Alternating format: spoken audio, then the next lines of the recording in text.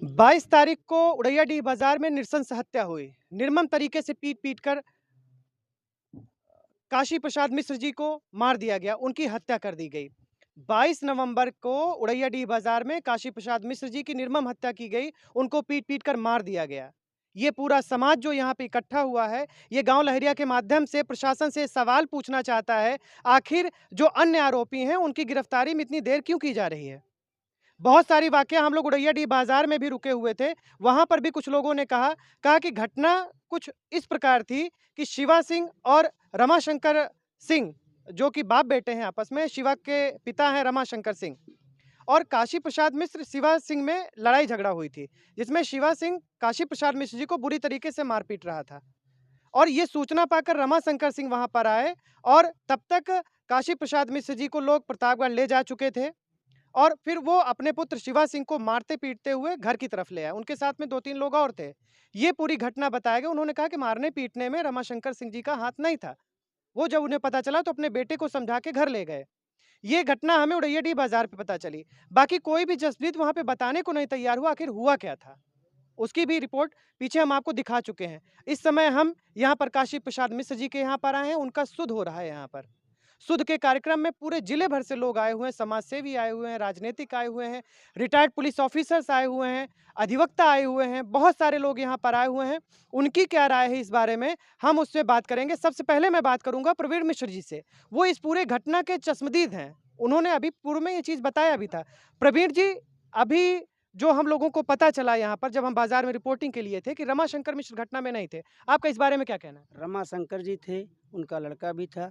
उनका लड़का जूतों से कचर-कचर के मार रहा था, पसली टूट गई उनकी, जो रिपोर्ट में आया हुआ है।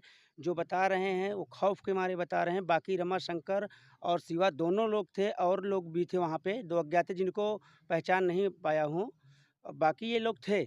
जो बता रहे हैं वो झूठ है, दबाव में बता रहे हैं, डर बस बता रहे हैं क्योंकि इतना इनका खौफ है यहाँ पे कि आए दिन बाज़ार में कोई न कोई घटना होती रहती है, दुकानदारों के साथ होती रहती है। वहीं पे बैठे लोग सुलह करा देते हैं, वहाँ पुलिस तक मामला पहुँच ही नहीं पाता है। अभी 10 दिन पहले भी एक घटना हुई थी, फिर एक धोबी के साथ घटना हुई, उसका हाथ तोड़ दिया गया था इन्हीं लोगों द्वारा, यही लड़का जो था। उसके बाद भी यहाँ पुलिस के पास नहीं पहुँचा। रमाशंकर वहाँ पे मौजूद था, मैं देखा हूँ और जब हम लोग ले जाने लगे, तो ये लोग भागे। जब हम पहुँचे तो वहाँ काफ़ी लोग दौड़े, वहाँ पे श्रवण कुमार मिश्रा जी भी आ गए थे, इनका लड़का भी था। जब हम लोग 3 लोगों को देखे तो ये लोग भागे। जो बता रहे हैं बिल्कुल ही गलत है, उनका कहना गलत है और निराधार है बिल्कुल। घटना के 10 दिन बीत चुके हैं। शासन के रवैये से आप खुश हैं, संतुष्ट हैं? शासन के रवैये से तो नहीं खुश हैं क्योंकि अभी तक एक गिरफ्तारी हुई है, आगे पॉलिटिकल दबाव में नहीं कर रहे हैं। लेकिन आगे अगर और समय मैं दे रहा हूँ इस कार्यक्रम के बाद, शादी के बाद तक मैं उनको समय दे रहा हूँ, अगर नहीं होता है तो उसके बाद विशाल धरना प्रदर्शन होगा, जिसमें शासन प्रशासन की स्वयं जिम्मेदारी होगी क्योंकि जब नामजद किया गया है तो अभी तक क्यों गिरफ्तारी नहीं हुई है। हमारे साथ राष्ट्रीय परशुराम सेना के राष्ट्रीय अध्यक्ष भी हैं, हम उनसे इस पूरी घटना के बारे में जानेंगे। देखिए, अपराधी अपराधी होता है, अपराधियों की कोई जाति नहीं होती है। मैं किसी जाति पर टिप्पणी नहीं करना चाहता हूँ, न करूँगा, लेकिन जिस भी व्यक्ति ने इस तरह की घटना को अंजाम दिया है, उसको आज सलाखों के पीछे होना चाहिए। ये कहाँ पर कौन सी कमी आ गई, किसका दबाव आ गया, जिसकी वजह से आज तक नामजद अभियुक्त अभी बाहर आज़ादी से घूम रहे हैं। एक ही अभियुक्त की गिरफ्तारी हुई है, 2 अज्ञात का नाम दिया गया था, अभी तक पुलिस प्रशासन द्वारा उनको चिन्हित करके गिरफ्तारी नहीं की गई। और यदि किसी अन्य बिरादरी के साथ अब यही इसी प्रकार की घटना हुई होती तो अभी तक बाबा का बुलडोजर बड़े आराम से आता और तोड़ फोड़ करके निकल जाता। ये कहा गया बाबा का बुलडोजर, क्या ब्राह्मणों के ऊपर अत्याचार होता है तो ब्राह्मणों के ऊपर अत्याचार पर इनके बुलडोजर का तेल खत्म हो जाता है या इनका बुलडोजर पंचर हो जाता है? ये बड़ी शर्मनाक घटना है। मैं शासन प्रशासन और सत्ता पक्ष को यह बताना चाहता हूं कि इस पर संज्ञान लें, अन्यथा 9 दिसंबर को लड़की की शादी है काशी प्रसाद मिश्रा जी के। 9 दिसंबर के बाद ऐसा उग्र आंदोलन पूरे प्रदेश में होगा, जनपद में ही नहीं, कि शासन प्रशासन को नाकों चने चबाने पड़ेंगे।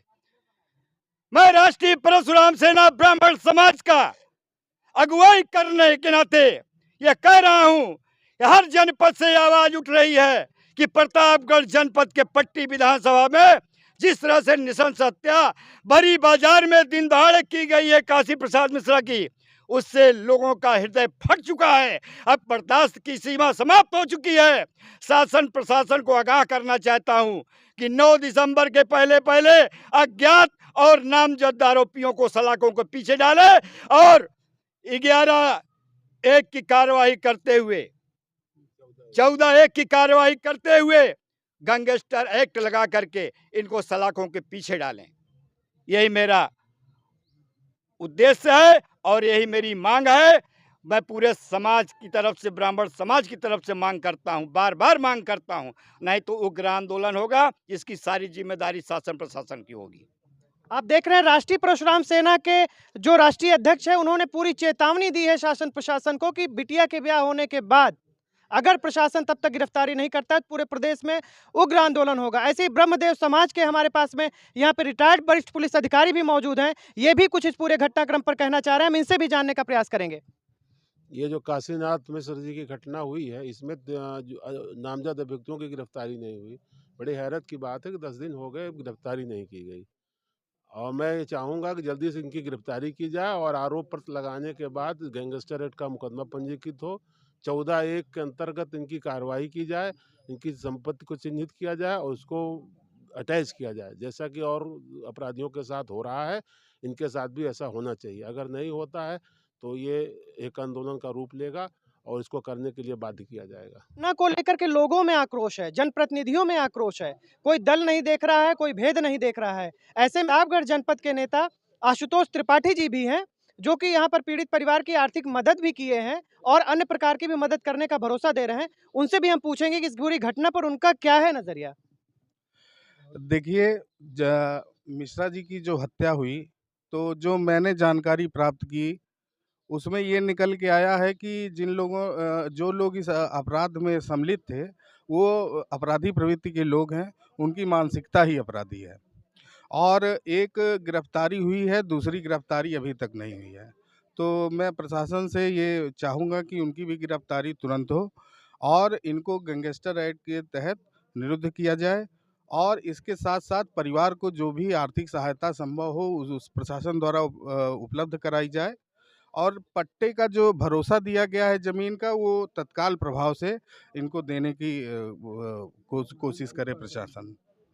और अगर ऐसा नहीं होता है तो हम सारे लोग मिलकर एक उग्र आंदोलन के लिए तैयार हैं। शादी के बाद प्रशासन की जिम्मेदारी होगी उस उग्र आंदोलन की।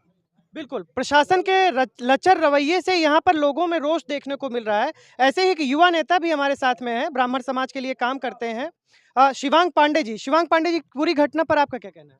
घटना का बड़ा दुर्भाग्यपूर्ण हुआ है।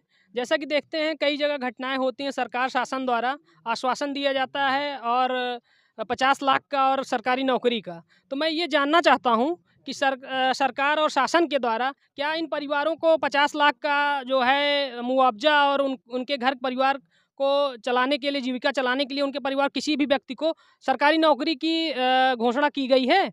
मैं जिलाध्यक्ष अजय कर्ण तिवारी बोल रहा हूं कि ब्राह्मणों के लिए दिन प्रतिदिन जो ये घटनाएं हो रही, निश्चित रूप से अन्य समाज हमको टारगेट किया है।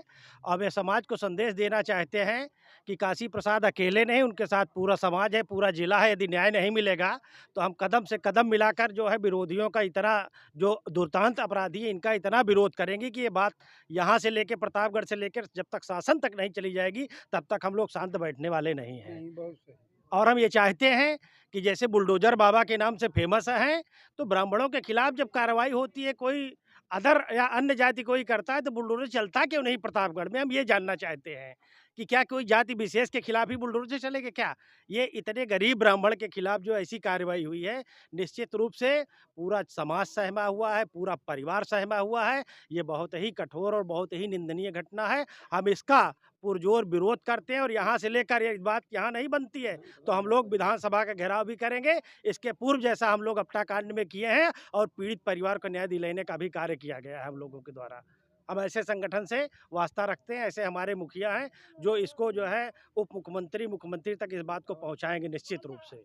बिल्कुल, ये सिर्फ उड़ैयाडीह की घटना नहीं है। अगर आरोपी गिरफ्तार नहीं होते हैं, अगर इस मामले में पुलिस, इस मामले में प्रशासन अपना सख्त रवैया नहीं अपनाता है, तो बात सिर्फ गाँव तक नहीं रहेगी, ग्राम सभा तक नहीं रहेगी, ये विधानसभा तक मुद्दा जाएगा और विधानसभा का घेराव भी किया जाएगा, ऐसा इन लोगों का कहना है। पूरी जो घटना हुई है उड़ैयाडीह में, उसके एकमात्र चश्मदीद गवाह हैं यहाँ पर प्रवीण मिश्रा जी। इन्होंने बहुत ही पुरजोर तरीके से इस आवाज़ को उठाया है। लेकिन जैसा सुनने में आ रहा है, लोगों ने बताया भी कि आरोपी जो हैं, उनके नाम का सिक्का चलता है।